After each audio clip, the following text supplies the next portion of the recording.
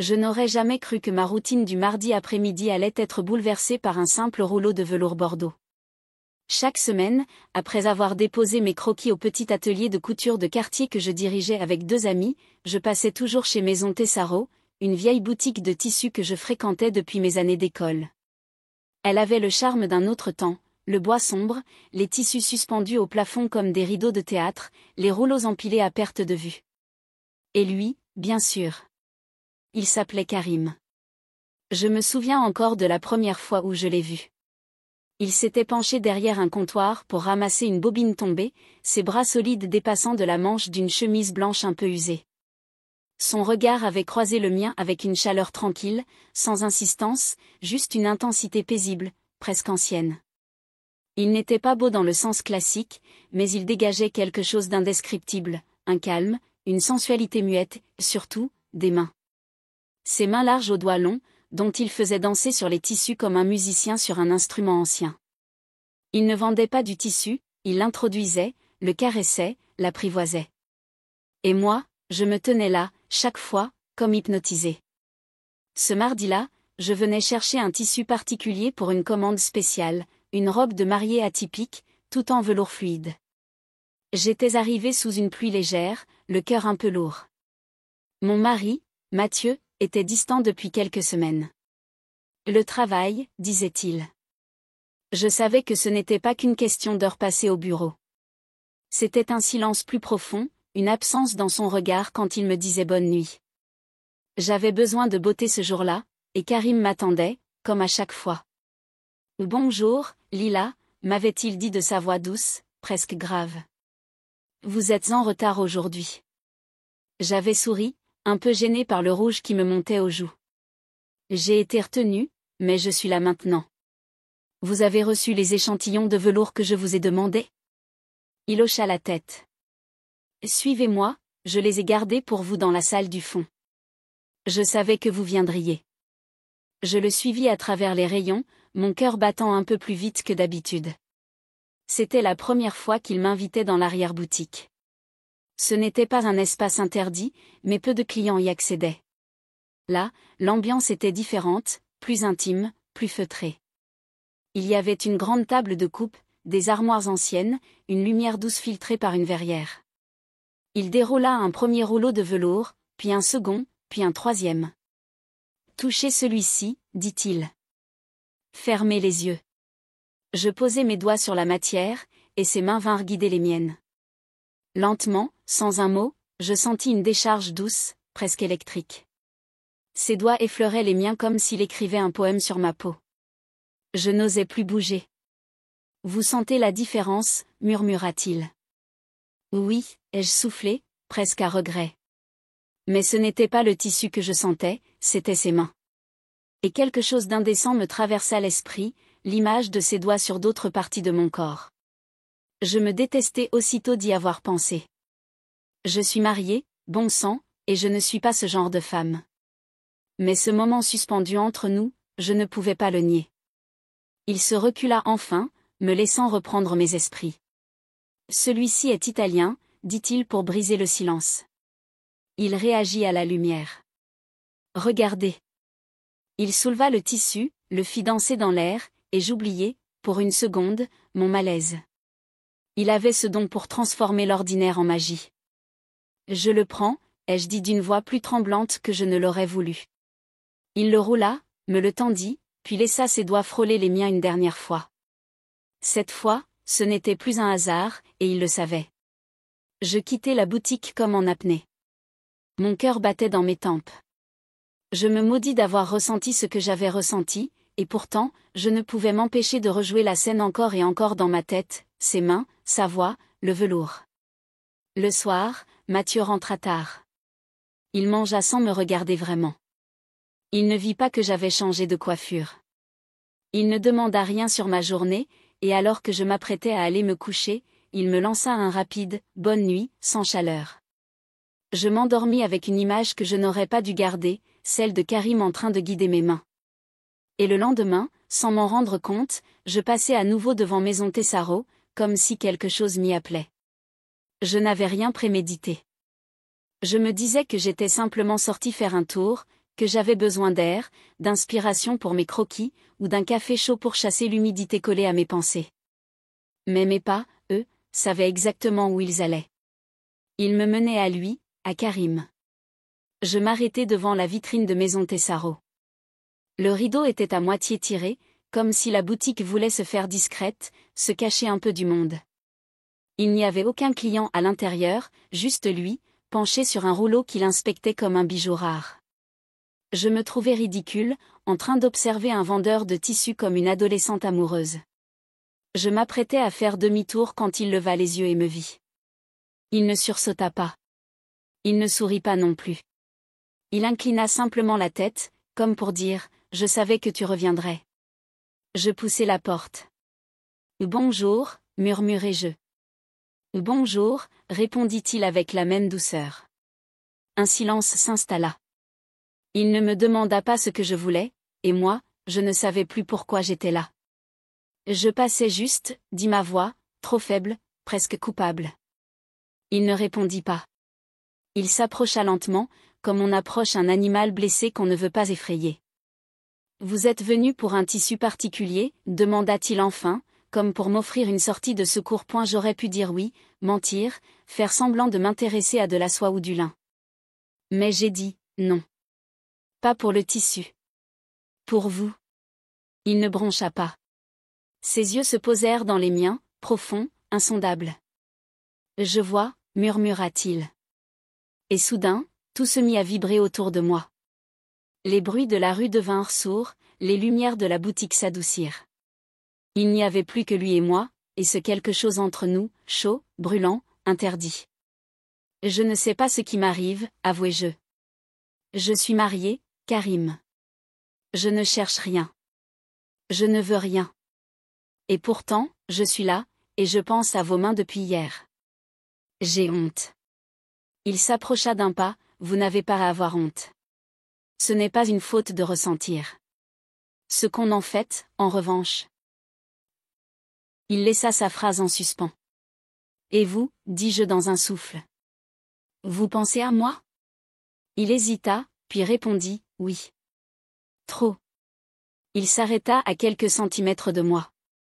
Je pouvais sentir sa respiration, l'odeur de coton et de bois qu'il portait sur lui.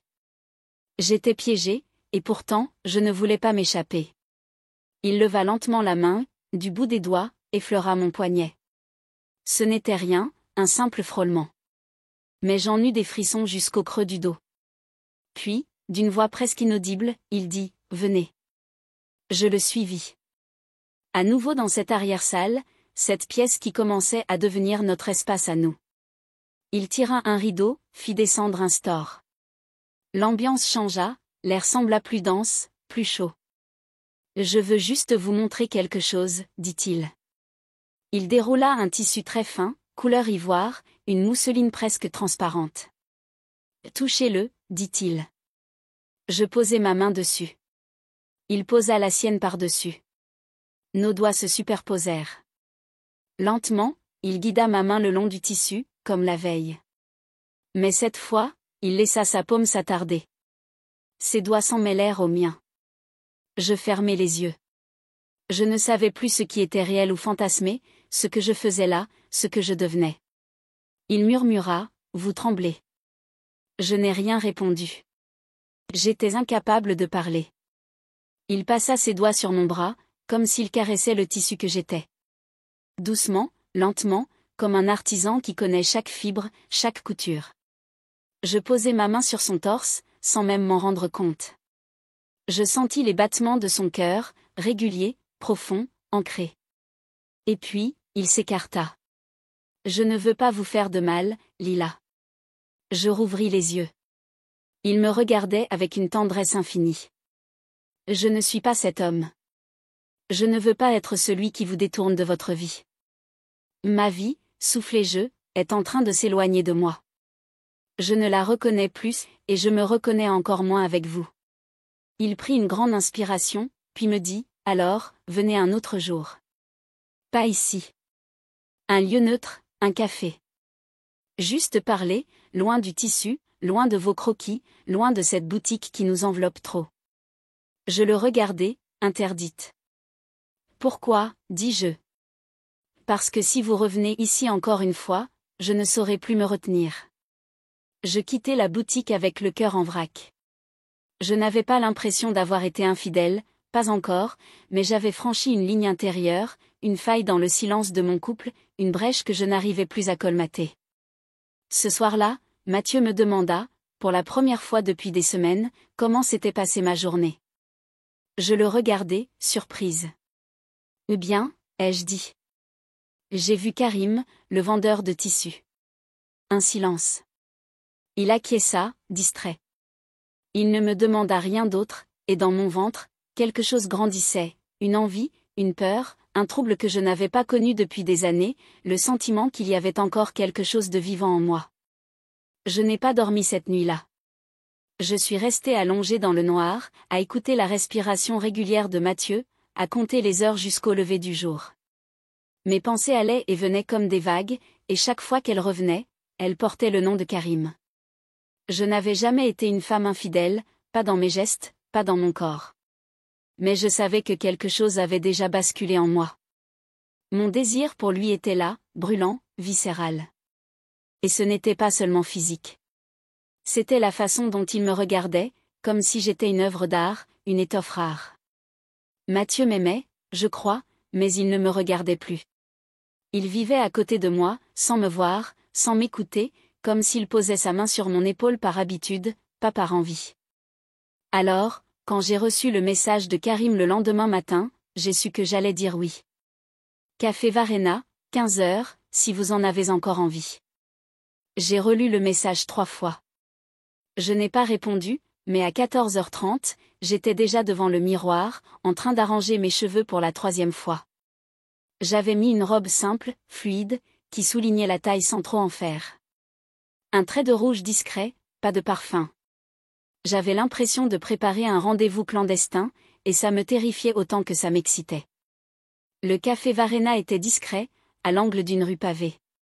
La lumière y était tamisée, les tables espacées, les conversations murmurées. Il était déjà là quand je suis entrée. Il se leva aussitôt, tirant la chaise pour moi. Ce geste simple m'émut.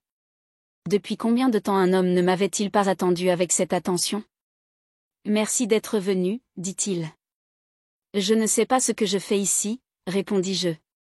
Il sourit, mais son regard restait grave. Vous faites exactement ce que vous avez besoin de faire. Comme moi. On a parlé longtemps. D'abord de tout et de rien, de tissus, de voyages, de musique. Puis, doucement, la conversation s'est rapprochée de nous. Et depuis combien de temps êtes-vous mariés ? Demanda-t-il. 5 ans. Et heureuse ? Je n'ai pas su répondre tout de suite. J'ai regardé ma tasse, mes mains, mes doutes. Il n'y a pas de cri, pas de trahison, juste un silence qui s'est installé, et je crois que j'ai arrêté de me battre contre lui. Il hocha la tête. Parfois, le silence tue plus que les mots durs. Je le regardais. Il parlait peu, mais chaque phrase semblait penser, peser, comme une coupe nette dans un tissu précieux. Et vous, êtes-vous marié ? Il secoua doucement la tête. J'ai été fiancée, une fois. Elle est partie. Elle voulait autre chose, quelqu'un d'autre. Depuis, je me suis réfugiée dans les étoffes. C'est bête. Non, dis-je. C'est beau. C'est vivant. Le tissu, ça parle, ça respire. Il me regarda longtemps, puis murmura, comme vous. Je baissai les yeux. J'aurais pu partir à cet instant, me lever, couper court, retourner à ma vie sans éclat. Mais je suis restée. Quand je suis rentrée ce soir-là, j'ai senti l'odeur de Mathieu dans le couloir. Il avait fait cuire des pâtes. Il avait mis la table. Il m'a regardée comme il ne m'avait pas regardée depuis longtemps, comme s'il sentait que quelque chose avait changé. « Tu es belle », m'a-t-il dit. Et moi, j'ai souri avec une tristesse au fond des yeux, parce que je savais que ce compliment arrivait trop tard. Les jours qui suivirent, Karim et moi avons commencé à nous écrire. Des messages sobres, jamais explicites, mais chargés d'une tension sous-jacente. Le l'un que vous aimez est arrivé. Je l'ai mis de côté pour vous. Ou, Je pense à vos mains sur les étoffes, à votre regard quand vous découvrez une texture. Des phrases banales, mais pour moi, elles vibraient comme des caresses pointées. Puis, un matin, il a écrit « Je ferme la boutique 2 heures ce midi. Si vous voulez venir. » Juste vous, juste moi, rien d'autre. Mon cœur a fait un bond. J'ai hésité, j'ai failli ne pas y aller. Mais à midi pile, je poussai la porte de la boutique, encore une fois. La lumière était tamisée, les rideaux tirés. Il m'attendait. « Je ne vais pas vous toucher », m'a-t-il dit en s'approchant. « Pas aujourd'hui. » J'ai senti mes jambes trembler. « Je ne veux pas que vous regrettiez. Je veux que, si un jour je pose mes mains sur vous, ce soit dans la lumière, pas dans l'ombre. » Il s'approcha doucement et posa sa paume contre ma joue. Pas un baiser, pas une étreinte, juste ce geste lent, chargé de 1000 silences. Et j'ai fondu en larmes, parce qu'à cet instant, je me suis sentie vue, entièrement, pour la première fois depuis si longtemps. Il m'a prise dans ses bras, fort, sans bouger. Il n'a rien dit. Il m'a laissé pleurer, comme une femme qu'on aime déjà sans condition. Quand je suis rentrée ce soir-là, Mathieu m'attendait. « On peut parler ?» m'a-t-il dit, la voix tendue. Je me suis figée. Est-ce qu'il y a quelqu'un d'autre ? Le silence s'est abattu comme une lame entre nous. Je n'ai pas répondu, et il a compris. Il s'est assis, la tête entre les mains. C'est lui, le vendeur de tissus ? Je me suis assise à mon tour, lentement. Je ne l'ai pas trahi. Pas encore. Mais oui, je sens quelque chose que je ne sens plus ici. Il m'a regardé, les yeux brillants. Est-ce que tu veux partir ? Et là, j'ai su que la suite ne dépendait plus de Karim, ni de Mathieu, ni de la boutique ou des étoffes. Elle dépendait de moi, seule. J'aurais pu lui répondre non, comme un réflexe de survie. J'aurais pu dire « Je reste. Je t'aime encore, on peut réparer. » Mais je suis restée là, muette, devant Mathieu, et mon silence parlait plus que n'importe quel aveu. « Et tu ne veux pas partir, mais tu ne veux plus rester non plus, c'est ça ?» a-t-il murmuré. J'ai hoché la tête lentement, presque honteusement, et en même temps, je sentais dans mes entrailles que ce n'était ni une trahison ni une fuite. C'était une vérité crue, douloureuse, mais honnête. J'étais au bout d'un fil, et je ne savais plus de quel côté j'étais tombée. Mathieu se leva. Il marcha un peu, comme un homme pris dans un brouillard intérieur. Puis il s'arrêta et dit « Je ne t'ai pas regardé depuis des mois, Lila, je le sais. J'ai cru que l'amour qu'on avait au début suffirait à traverser la routine, les silences. Mais je t'ai perdu quelque part entre nos emplois du temps et nos absences. Et je suis désolée, vraiment. » Je sentais les larmes monter, pas pour Karim, mais pour tout ce que Mathieu et moi avions été, tout ce qu'on avait essayé, et tout ce qu'on n'avait pas réussi à garder vivant. Il ajouta « Si tu veux partir, pars. Mais si tu restes, je veux que tu reviennes. Pour de vrai, pas juste ton corps dans cet appartement. » Il me regarda avec une lucidité poignante. Il n'était pas en colère, pas vraiment. Il avait compris. Et, quelque part, ça me faisait plus mal que s'il m'avait crié dessus.